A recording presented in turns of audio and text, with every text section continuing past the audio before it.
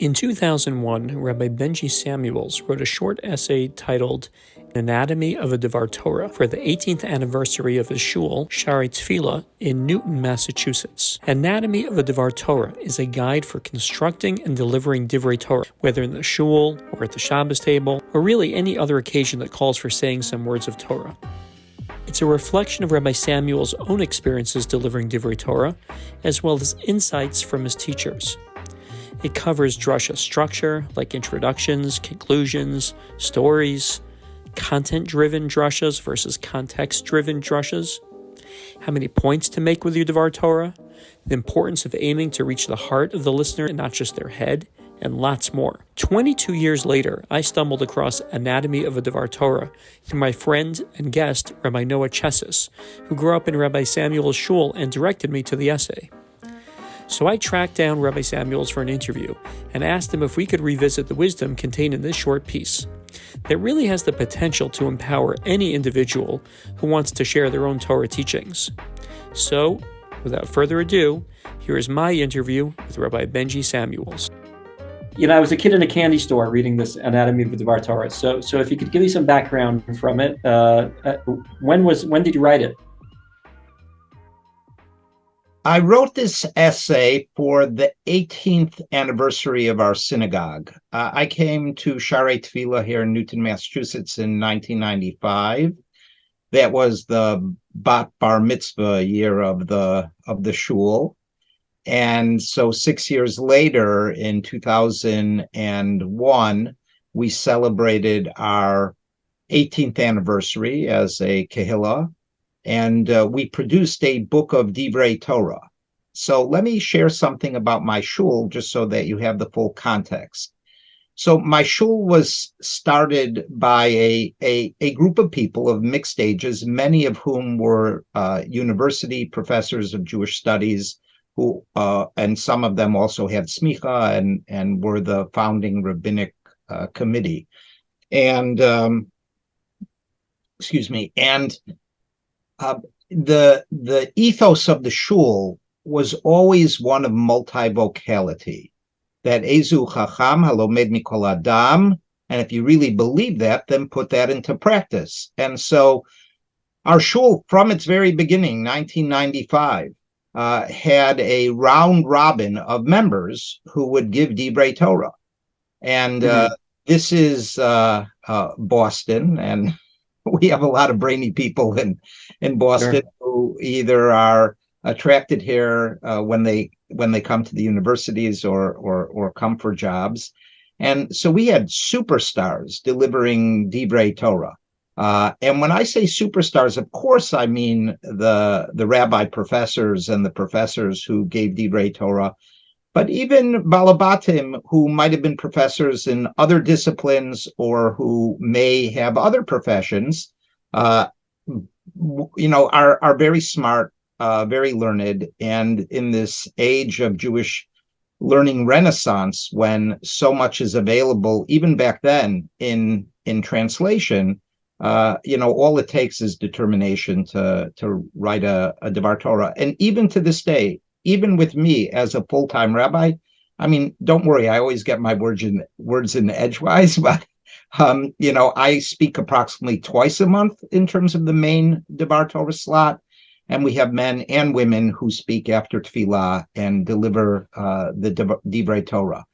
And it is so beautiful because, like I said, we celebrate multivocality. People work really hard on their Divrei Torah. In fact, that really throws down the gauntlet to me as the rabbi, because, I have so much to do, and I put a certain amount of time into, preparing my thoughts for Shabbat. But people will work sometimes months on a Dvar Torah that they deliver. So there's a pretty high caliber of Divrei Torah in our shul. And for our 18th anniversary, we produced a book called Shaarei Torah of 18 years worth of Divrei Torah. Of course, it wasn't 18 years worth, but it was a full book, several hundred pages of Divrei Torah shared from the pulpit. In that book, I have one of my own drashas, but in addition to that drasha, I wrote this piece, An Anatomy of a Dvar Torah, because one of the things that we wanted to avoid was intimidating newcomers to our shul, or even veterans who have yet had the opportunity or the interest in giving a Dvar Torah, to be inspired to give a Dvar Torah and to realize that not only do we live by the maxim of who is wise, one who learns from every person, and we have to put that into application by actually trying to learn from every person. And we also live by the maxim of Aseh lecha rab, make for yourself a teacher. And we once, by the way, I'll just share, we, Talmidim of Yeshivat Har Etzion of Gush, once asked our revered late Rosh Yeshiva, Rav Aaron Lichtenstein, Zecher Tzadik Libracha, do you have to have one teacher? You know, are you supposed to find the one teacher who is your be-all and end-all teacher of everything? Right. Is Rab a minimum or Right. So he said, finish the Mishnah, Knei lecha chaver, acquire for yourself a friend. Are you only supposed to have one friend? If you have more than one friend, you could have multiple teachers. And so there's a strong tradition of seeking out teachers, but the contrapositive to that is that everyone has something to teach everyone else. And so we want to celebrate that. And there are people who sometimes are intimidated, sometimes are afraid. And this piece was meant to both guide them in thinking about how to construct a Dvar Torah, both to deliver at Shul from our shared pulpit, but also in their personal lives to celebrate and observe and commemorate the important moments of life with the Dvar Torah, whether it be in front of a large crowd or whether it be at their Shabbos table. And also, so it was meant to encourage that. And it was also to an opportunity, as I was thinking about Drasha making, what I learned from my own teachers, what I added and figured out on my own, to kind of distill that wisdom into a short piece that I'm honored that you have found worthy. Oh, it was amazing. It was amazing. And so it was written, you said about 2001, around that time. Yeah. And so maybe if it's okay with you, I just want to go through it a little bit and maybe have you speak to some of the parts of it. So what I'm looking at is, I'll just pull it up here, see if we can find it. So what I love is that the way that it begins is, I mean, first, what you do is you identify what a Dvar Torah is. I don't think anybody can actually really encapsulate what a Dvar Torah is the way that you have. Do you recall what you how you explained it? I do. So, one of the first challenges in every 101 course is to define terms. Otherwise, we talk past each other. So a Dvar Torah, a vort in Yiddish, literally a word of Torah, for me, can be reduced to a shared moment of Torah learning, where one person shares their earned wisdom and ideas and reflections and discoveries of Torah with at least one other person, if not with a group of people, if not with an entire kehillah. So it's a shared experience of Torah learning, a shared moment of Torah learning. Right. And that's how I define a Dvar Torah. Yeah, it really, I don't know, I've never thought about it that way, but it was just an amazing encapsulation of what it is. So the one thing that struck me, and this is my personal contribution to this, is that you have two methods of coming up with a Dvar Torah. And so there's the text-based message where you found something that's interesting, something that you want to share, something fascinating. And then there's let's say the message first or the occasion first message, where you have in your example, there was like, let's say a special needs symposium, and the occasion is that it's a Yom Iyun and you want to give some Divrei Chizuk or something like that to begin with, to open up. And the event, the occasion shapes the Dvar Torah. The Dvar Torah is really there to support, to bolster, to lend authority, to make it more impactful. And those I'm curious, in your career, which one of those two have you used more? I couldn't quantify and divide them in that way. They're both there. There's a pasuk in Sefer Kohelet, Chochmat Adam Ta'ir Panav, that the wisdom of a person brightens their face, makes their face radiant. And the Gemara tells a beautiful story. I apologize. I don't remember the name of the rabbi involved, although I'm embarrassed that I don't, but okay, available memory. But there's a Rav who's like coming back to the base medrash, and he's greeted by his colleagues, his chaverim, and they run to the teacher. They run to the Rav and they say, so-and-so has found a treasure. And he says to them, why do you say that? And they say, you'll see when you see him. So he arrives in front of the teacher, and the teacher sees he's beaming. And the teacher understands immediately, says, what Torah teaching have you learned recently that makes you so excited? And, for many of us, this is our experience of discovery when we come across a new idea or a new insight in something maybe we've learned before or something new. For those people who have caught the Daf Yomi bug and they learn Daf Yomi, and they get through every page, sometimes overtired, sometimes without enough time, sometimes with stress, sometimes they're behind, and instead of listening to the 40-minute Daf Yomi share, they find the 10-minute Daf Yomi share just to cover the page. Sometimes it feels like a slog through arcane and difficult material. And it's different for every person, right? It could be in legal material, it could be in Agadata, it could be in the non-legal material, but you discover a treasure and your face lights up. It's like, wow, what wisdom, what insight, how clever. Like, this speaks to me exactly where I'm at in life. Whether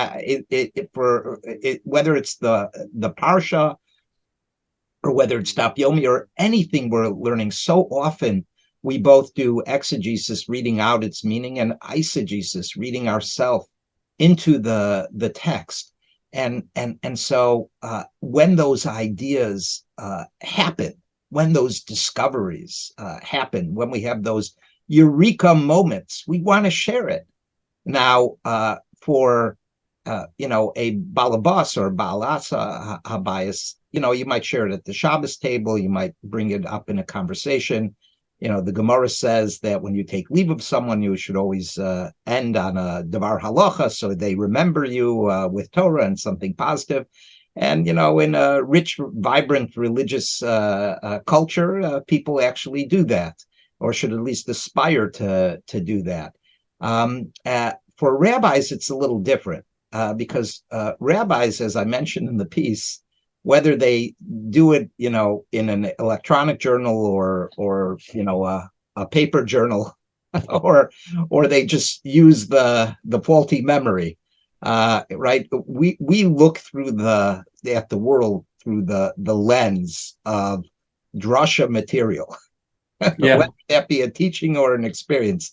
It's funny. A lot of my balabatim tell me they love when I go on vacation, not because they want me to go away, but I always come back with stories Sure. that I weave into my drashas that are either humorous or inspiring. And yet, I would say certainly for a rabbi and also for balabatim, right, the occasion-driven Dvar Torah is also extraordinarily prominent. I mean, last Sunday we had a Simchat Bat in the Shul. the Shabbos before that, we had a Shabbos bar mitzvah and 2 bat mitzvahs on Sunday. I had 3 levayos the week before. It was just Hanukkah. Of course, our hearts are consistently with Israel and our brothers and sisters in Israel during this extraordinarily difficult time. So there's constantly not only content-driven drashas, but context-driven drasha making that is going on in the mindset of a rabbi. And so I really couldn't quantify which happens more, but I do believe that we could essentialize the process of Dvar Torah making into content-driven and context-driven. Yeah, and I would imagine that sometimes there's a crossover between the two, that the lines get blurred a little bit. Yeah, in a perfect world. Absolutely. There was a famous philosopher of science in the middle of the 20th century by the name of Karl Popper, a Jewish man, German, I believe. Anyway, he had a very rigorous standard for what constitutes science and what doesn't constitute science, or at best is pseudoscience and not science. It was the principle of falsification. If you could prove something wrong, then that's science. And if you can't prove it wrong, then it's not science. And every theory lives another day until it's challenged rigorously the next day. And if it survives, it keeps surviving. But you can never really prove something. It survives. And the only way it makes it science is if it's subject to potential falsification. Anyway, that's TMI, too much information on that. But the reason I share Karl Popper with you is he had something else called the context of discovery. So we have the context of justification, which is experiments and rigorously testing theories and working them out and honing them. And then he had something called the context of discovery, when a scientist comes up with a new idea, with a theory, to take the apocryphal Isaac Newton, the apple falling on his head, and say, oh, now I can explain gravity with an equation.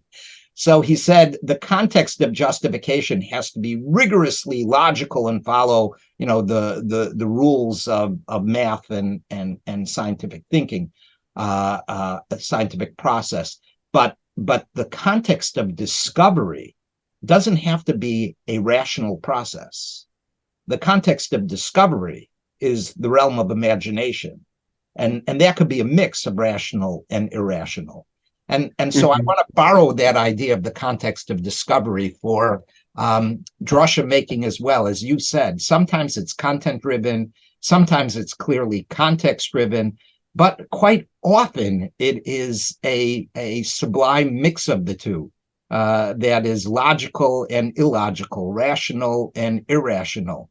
And it's hard to kind of deconstruct, but rather take it as a whole fabric. Yeah, well said. I'm curious, when you talk about the context of discovery, so and the chachma that lights up your eyes, is it the joy of understanding something in a new way that you haven't understood it before, or is the illumination coming from something that you can apply to yourself? That because the reason that I ask is because sometimes, let's say, what we call like a chap, or a nice idea, or a nice twist on something. Often I find that difficult to justify building an entire drasha around. Maybe that would be reserved more for the Beit Midrash or something like that. But just a new understanding of something without a practical, a transformative, at least subtly transformative way to apply it, I find is difficult to hold people's attention. Yeah, so I think there's deep wisdom in all of your questions and observations. I'm not sure how much I have to add to it. So, in terms of the context of discovery, yes, we read ourselves into what we learn and we read out new insights. There's, I mentioned that the best way to generate Divrei Torah is to learn Torah, to be oseh in Talmud Torah. And they will pop off the page. But if someone needs a source more credible and learned than myself, Rabbi Jonathan Sachs, Zecher Tzadik Livracha, in his first volume of Covenant and Conversation on Sefer Bereshit, the book of Genesis, has a short essay called "Living with the Parsha," or "Living with the Times," or the Parsha in the Times. I'm forgetting its exact quote. I have it right here. Let me pull it down off my shelf. Always within arm's reach. Yeah. Living with the Times, the Parsha. Okay. And in it, he quotes the late, great Lubavitcher Rebbe that the reason we do Shtay Mikra Echad Targum, in part, of course, Chazal have many reasons for it, but the reason that we do it is because we find each time we read the same material, new insights. And the reason for that is because the only constant in life is change. We're always changing. We are not the same person studying the Torah year to year. And I dare say, if Torah itself is a combination of both the text and the reader, right? The act of creating Torah is a partnership of dry ink on paper that is brought to life when someone is osek b'Talmud Torah, then the Torah that we study is also unique. And each time we study it. And so living with the times and studying the Parsha means that, this year when I'm Mavir Sedra, with Israel at war and the rise of anti-Semitism and everything that may or may not be happening in my personal life or in the lives of the members of my Kehillah, I'm going to look at the Parsha through different eyes. I'm going to see new insights, and at least they'll be new to me. And so I think that's very true. And that's true in a wholesale sense. One of my favorite Gemaras is the Gemara in Drashos that describes the bracha we make upon seeing a uchlusia, a large population, 600,000 Jews in one place. And we say, "Blessed are you, Hashem, Baruch atah Hashem, Elokeinu melech haolam, Chacham Harazim," the sage of secrets. What's the secret? So the idea is that when we look out, like at a football stadium, lahavdil, and see just a mass of people, we see a mass of people. But really, each person has a story, a history, has an intelligence, a way of looking at the world, insights, something contribute. And it's all, at least in that moment, hidden in their heads. And we have no access to it. But when Hashem looks out, he sees the Tzelem Elokim, the grand individuality, the wonder of human personality, their unique history in each and every one of them. And the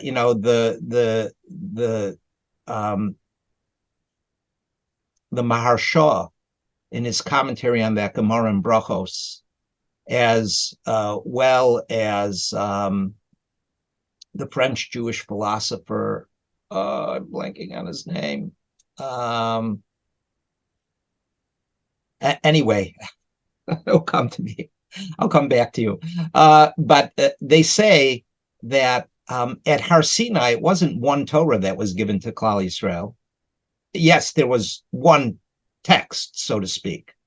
But there were 600,000 Torahs that were created in that moment, because as each Jew heard and learned the Torah, they refracted it through their own personal lens. And therefore, Torah is endlessly generative. And so, yes, there is that experience of both reading in and reading out, and that's built in to the limitless potentiality of Torah. But there's something else going on that you refer to as way, and that is the Jewish love for Chiddush, for novelty, for new interpretations, which are only born against because of the uniqueness that we bring to the encounter of Talmud Torah.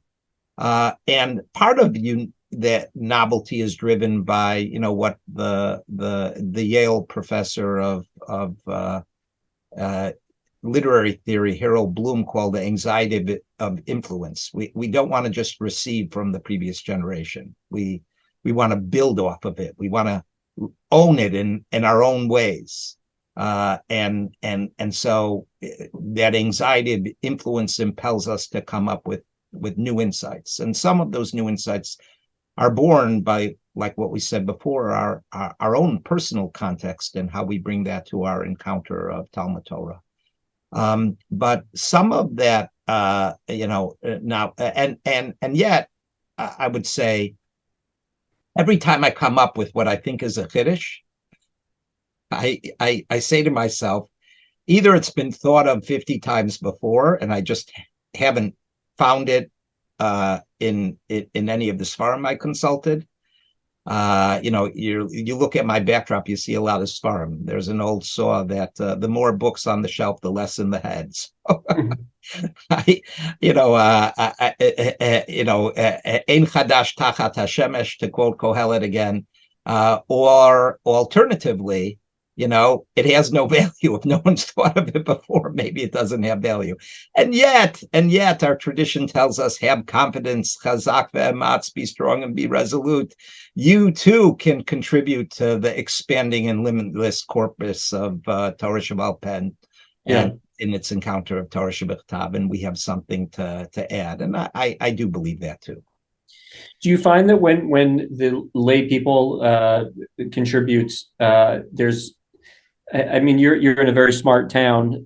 Is there an emphasis on the academic aspect of the text or the application? To approach it from? Let me answer that in a couple of different ways. So, first of all, it is true that Boston has a intellectual academic culture, which is both a plus and at times could be a negative. And it's also true, that people who are more skilled and trained in intellectual discourse can more easily, prepare a well-crafted drasha. That being said, there is no question in my mind that, the art of good Divrei Torah and drasha making is within the reach of people of all backgrounds. I would say that one of the best and most creative drasha makers in our shul, he's a smart guy, but he's an artisan. He was a cabinet maker, and now he teaches woodworking in a high school. And he is the most sublime maker and deliverer of Divrei Torah. So having lots of letters after your name doesn't necessarily give you an absolute advantage over people with no letters before or after their names. So I really want your listenership, if they're hearing this, to not be intimidated by that at all, and to realize that they too stood at Har Sinai. They were one of the 600,000 intelligences, right? Per the theory of multiple intelligences. By the way, the French philosopher's Emmanuel Levinas, it just came to me. He propounds this idea. He doesn't use the language of multiple intelligences. That's a different theorist of education at Harvard who came up with that. But Emmanuel Levinas, and like I said, the Maharsha on the Gemara and Brachos, on the Bracha of Chacham Harazim, right? They say that every intelligence, every refracted Torah by, every balabas, has the ability to create Torah. The Gemara likewise says that, like the Shivcha, the maidservant at Har Sinai, apprehended more of the divine intelligence and wisdom than even Yechezkel ben Buzi, the great prophet Yechezkel. Not saying anything negative about maidservants in that role, but I think that the positive of that was not only to sing the the exalted praise of what the experience at Har Sinai was like, but to say that everyone had a transformative moment of Talmud Torah, even those who you wouldn't put in the category of students or teachers normally. Mm-hmm. So I really believe that. Now, the other thing that I want to share is those of us who are more academically inclined or intellectual have a different challenge, and that is what I call the kitchen sink Dvar Torah. Right? I don't know if you know that expression. It was dated when I was a kid, and it's still yeah. But there's an expression, everything but the kitchen sink, to indicate like an absolute inclusive expression. Everything was included. Right. You reference it in your essay when you say Kolomosif Gorea, right? The more that you throw in there, the more it detracts. Exactly. So it's very common for both rabbis, by the way, but certainly for a balabatim, to set out on a learning project, especially if it's to create a Dvar Torah, and then think that they have to display all of their learning and efforts in the Dvar Torah, rather than cut and cull, extraneous material, which is worthy, but just not pertinent or essential to the Dvar Torah. And I would say a lot of people fall into the trap of a kitchen sink Dvar Torah, and they include everything in there. And, what is the hallmark of a good Dvar Torah, right? So, there are different responses to Divrei Torah. I hope people always accentuate the positive and find something nice to say. But sometimes people will hear Dvar Torah and say, what did so-and-so say today? And the answer will be, I can't repeat it to you, but it was marvelously stated. I was enthralled while I was listening to it. Well, but what was it about? What was the message? What was the take home? I really can't say, right? So now sometimes we can apprehend, greatness and just bask in that greatness and not know what's going on. But at a certain basic level, that's a failed Dvar Torah. If someone can't repeat the gist of a Dvar Torah, the take home, and then repeat it to others, it may have been a shared moment of Torah learning, but the moment ended and the Dvar Torah is gone, right? But if you have a shared learning experience, that was the alternate formulation, not just a shared moment, then that shared learning experience itself is generative. It'll stimulate your own thinking, your own novel ideas. You'll be able to rehash it and repeat it and question it and expand it. And so it's really important. And sometimes, a focused, elemental, simple Dvar Torah is a much more effective Dvar Torah, even if it doesn't wow people.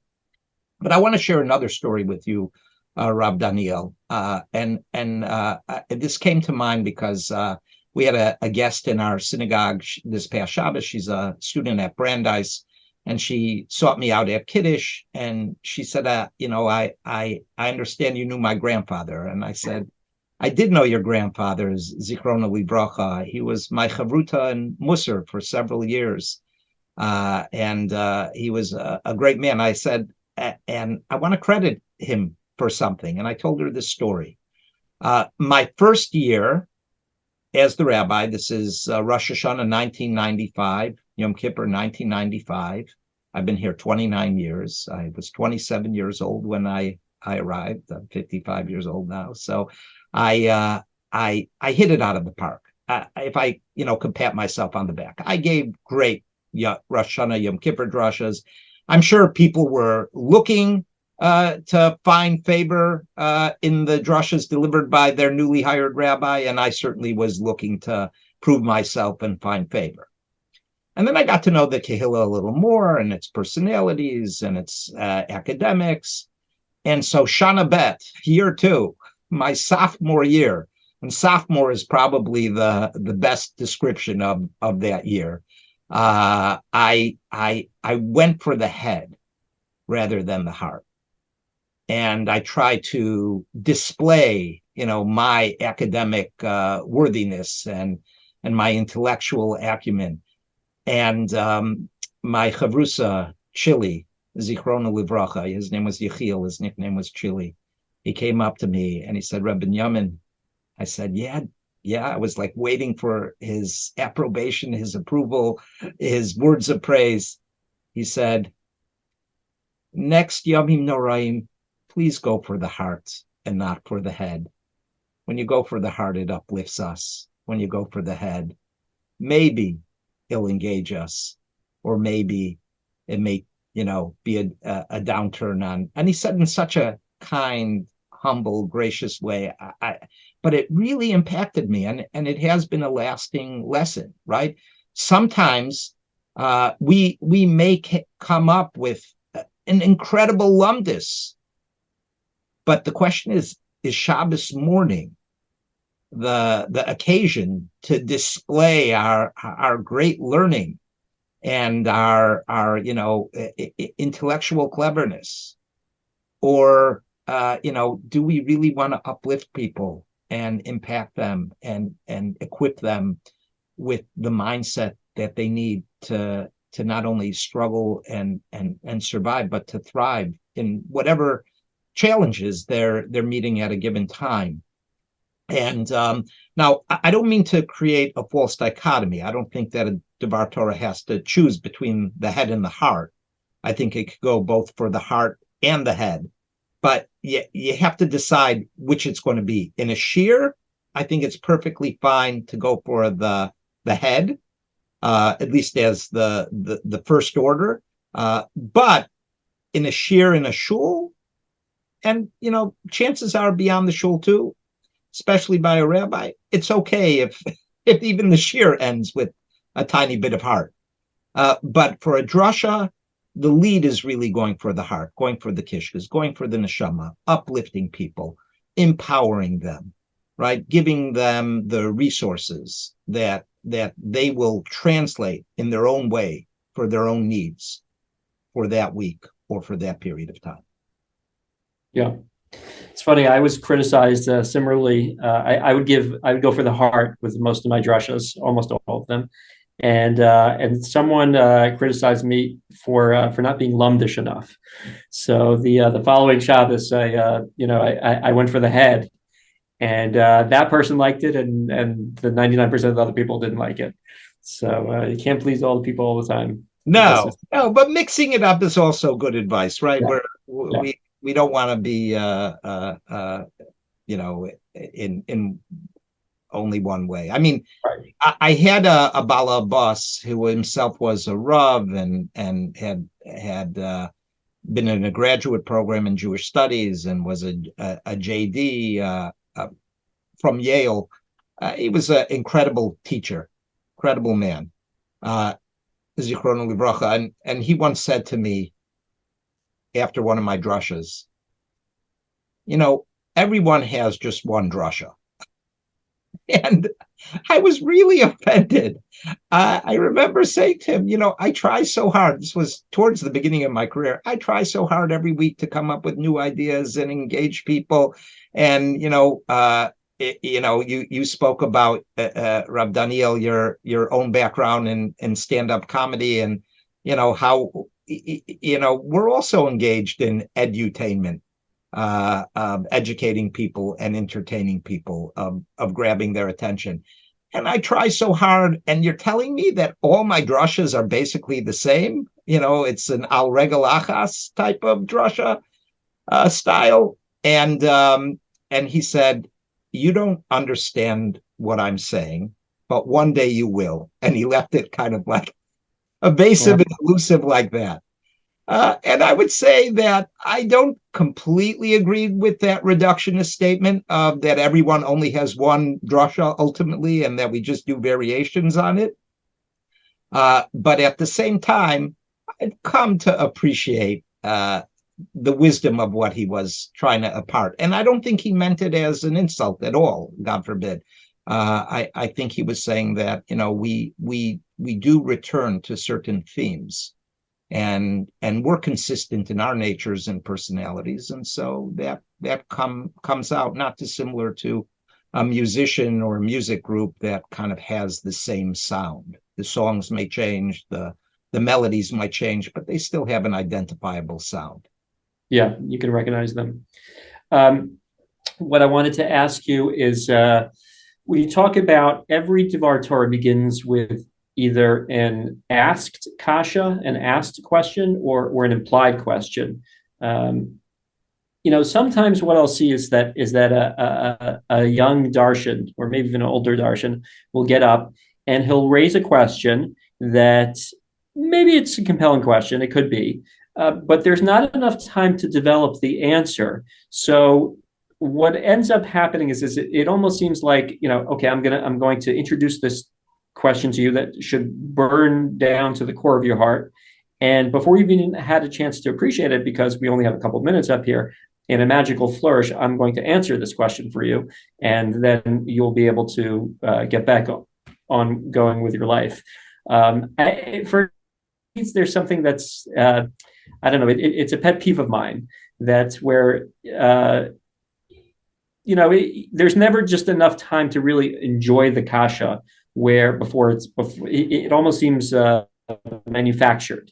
Where someone will ask it, throw it out submit it for their approval, and then answer it, very quickly and take a bow and exit stage left. So I'm curious, how do you develop a kasha? How do you ask or an implied kasha? If that's really what a Dvar Torah is, it's a kasha and an answer. Then how do you present it in a way that doesn't feel manufactured for the occasion? I'm going to come up here. First, let me speak to kind of versatility in drasha making, and this definitely dovetails into kind of a consistent sound and the idea of whether we ultimately have one style or one content, one drasha, right? So I don't think, I do believe that Jewish study begins with questions. I do stand by that, right? You read something and you ask questions. That is the hallmark of Jewish study, right? It's not just information to be filled with. It's right. To light a candle, to stimulate our thinking. Ba'aloscha es haner, right? To let the flame emerge from the moment of kindling. So I do believe that Jewish study begins with questions, and therefore, from that axiom, assuming you agree with that axiom, it's not a far stretch to say that a Dvar Torah models itself on the process of Talmud Torah, on the process of the study of Torah, and so we reflect that in asking question and answering question. But you are right. I don't think that all Divrei Torah have to follow kind of that obvious of a structure. And I mentioned in the anatomy of a Dvar Torah how there are more ornate and sophisticated structures of oratory that students of rhetoric and public speaking will come across. But I do believe, especially if we're trying to empower others, young rabbis or balabatim, to deliver Divrei Torah, that we do begin with the question and answer model. I'll give you an example. Every Sunday, I study with B'nai Mitzvah, young people, girls on the cusp of her bat mitzvah, boys on the cusp of their bar mitzvah. And I don't teach laning. Laning is not something I'm very good at. It's just, that's a fact. I'm embarrassed by it, but I can't help it. It's not how my brain works. But I do like studying Torah with kids and helping them think. And after we study, and I tell them not everything we study will get into the final Dvar Torah. All right, I introduce them to the structure of a Dvar Torah, and I keep it very simple, very similar to what I write in the anatomy of a Dvar Torah. There's an introduction. What's the purpose of an introduction? Yes, it's to introduce your topic, but it's also to grab people's attention, which you do through a joke or a story or an insight or a question, what have you. And then you introduce your question. Then you have the body of the Dvar Torah, which is a question and answer, maybe one question with three answers, three questions with one answer, three questions with three answers, although that seems to be a little too diversified, unless you're a very skilled teacher. And then it has a conclusion.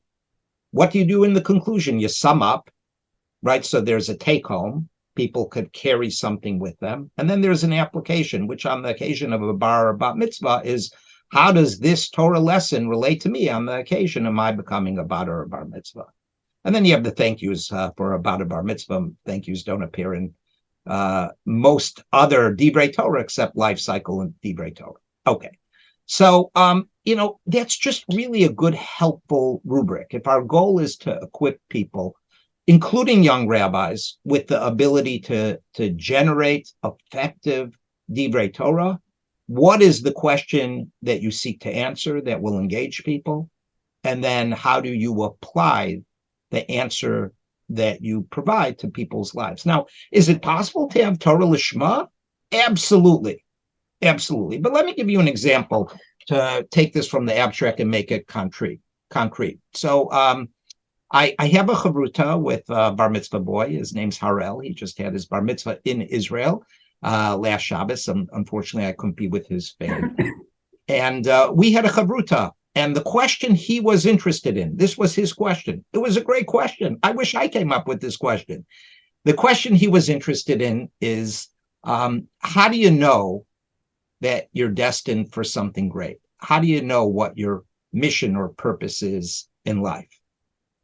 And so we read the entire Yosef narrative at the end of the book of Bereshit, Genesis. And first we tried to find where Yosef articulates explicitly that he is playing a role in God's great plan. And he says to the brothers, after he reveals himself to them, right? You didn't sell me into slavery and get me to Egypt, right? This is all God's plan so that I could be here in a position of authority, influence, and capacity to provide you with sustenance during this time of famine. Now, what Joseph doesn't say, but we know, is that Hashem also told Abraham at the Brit Ben Abitarim that your children are going to descend into Egypt and be enslaved there. So Yosef doesn't have that realization that he's part of that divine plan, but he does have a sense that he's destined for this particular mission. When did he realize that, though? When you start to work back in the narrative, it's not clear that he realizes that particular role, except after he chose, which was an agonizing decision to reveal himself to the brothers. Now, there are some Rishonim we discovered who say, no, he knew this was the role that he was going to play, and there were other reasons why he had to kind of torture his brothers with the goblet and the money and the sex and jailing Shimon and asking for Benjamin and all that, and he had to do that, but he knew that he was playing this role. Great, so he realized it. But then there was that first question. When did he realize that he was destined for something great? Now, it tells us that Yaakov Aviv Shamar et Davar made a mental note. The Midrash actually says he wrote it down in like my child's growing up journal. When he had the dreams of the sheaves of wheat bowing and the stars and the sun and the moon bowing. But did Yosef realize that he was destined for greatness at that moment? Or was it just a dream and he was, engaged in sibling rivalry? Did his birth in any way herald his greatness? So that was his question. And it was such an amazing question. And he prepared and developed a Dvar Torah appropriate to him. Now, I fell in love with that question that he came up with. And I developed it for myself into a full share that I got to give, for Torah in Motion, Rabbi Kelman's online learning program from Toronto. And then I also, because his bar mitzvah was in Israel, referenced it in some of my Edgewise talks this past Shabbos in Shul. So, that was a big question that could be played out in lots of different ways. And it meant something different to a bar mitzvah boy than to me, and then to the application that I used when I delivered it in in shul. So I do believe that, questions have an integrity and have a personality almost. And if we're true to those questions and we grow our drasha delivering and making skills, it won't feel like a canned structure from week to week, but can have nuance and depth and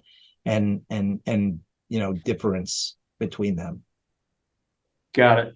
I want to ask you also, you brought up the idea about introductions and conclusions. So the introduction, I think this is an important point. You said that it shouldn't be gratuitous. I think a lot of people feeling that they need to capture people's attention, they'll come up with something that is not really connected to the structure, the content rather of what they're saying.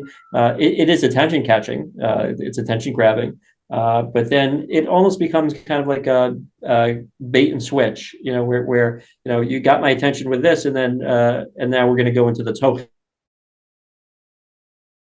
Just wake me up when you get back to something interesting again. So how do you navigate that? What's your first of all, at Chatay Ani Maskir, guilty.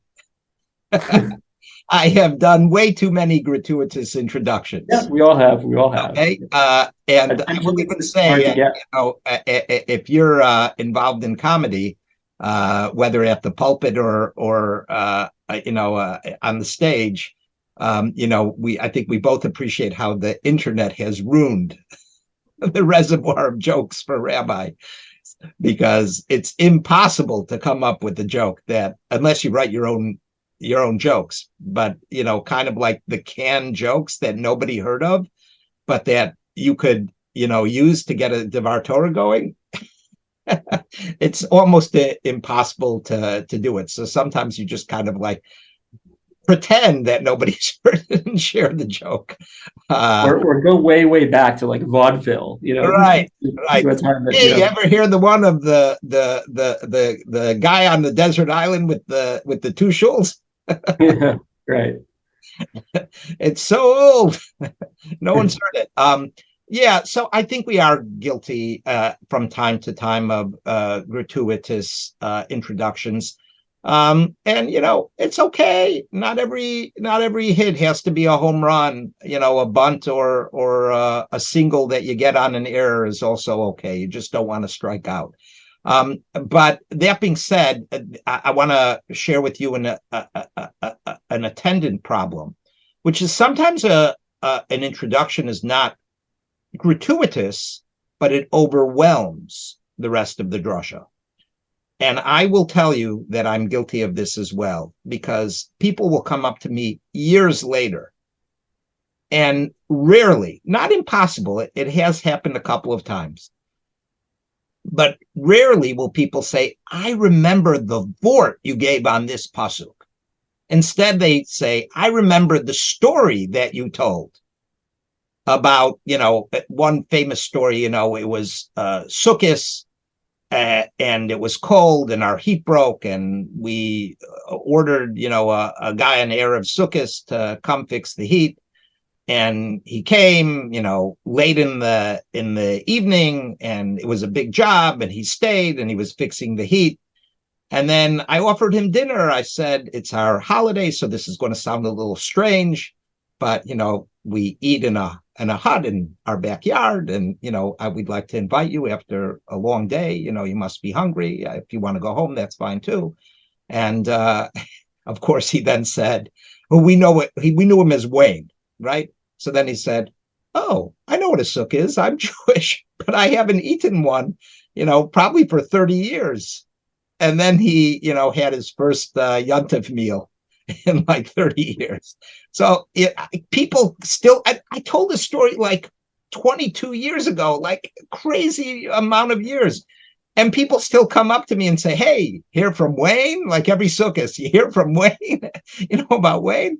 And I have no idea whether the drasha I gave associated with that was about Hachnasas Orchim or kindness or not being presumptuous, or, be more careful in in Hilchos Yontif and Shabbos. I don't remember but everyone remembers the story. And you know what? That's not horrible either, because there were a lot of Musar Haskell notes to take from that story.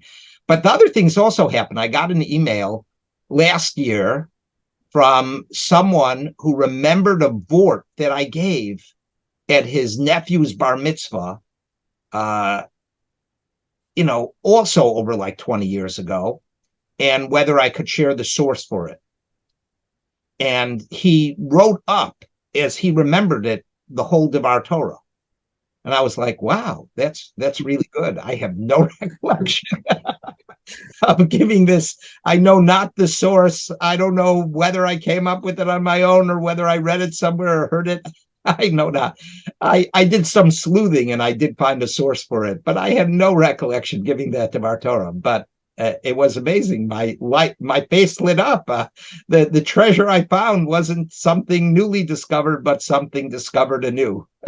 Yeah. Excuse me. They say that there's this famous quote that people say, which is, people don't remember what you said. They only remember how you made them feel. And it sounds to me like a lot of the memories of the Drashas, maybe this was a Yotzi Men HaKlal situation, but it's the Avirah, the Ruach that you create through, through your mannerisms and your stories and your concern for the Kehillah. It seems like those are things that actually stand the test of time. Would you say that's accurate? Yeah, I do think that there's a good deal of truth in that. And also, I think that this is a double-edged sword, but on the one hand, people like novelty and newness, and familiarity is a deficit. So, the rabbi's speaking again. And it doesn't really matter what you say because they hear you all the time. And especially if you have a sound, so to speak, it's just going to be a variation on what you usually say. And yet at the same time, there's also a comfort of familiarity, right? There's an affirmation, there's a warmth of familiarity. And like the Tonight Show, Johnny Carson. It's that comfortable feeling. 11:30 at night, Johnny sitting in the chair, and But my favorite, and I say that a little bit sarcastically, compliment after a Dvar Torah is when, Rabbi, that was your best Dvar Torah ever. Now, sometimes I think that I hit it out of the park, and I'm like, oh, wow, thanks. Yeah, I also thought it was a great one. But sometimes I think, okay, it was a good Dvar Torah, but my best ever? I'm like, oh, my gosh, what did the person think of my other Dvar Torah? That's great. That's great. Thank you so much for your time. I don't want to take up any more of it. And this was very much a joy. It was a joy to read it, and it was a joy to meet the author of the Joy's article. You've been listening to The Maggid Method, and I'm Daniel Steinberg. Learn more about the Maggid Method at maggidmethod.com, maggidmethod.com. Thanks for listening. Bye-bye.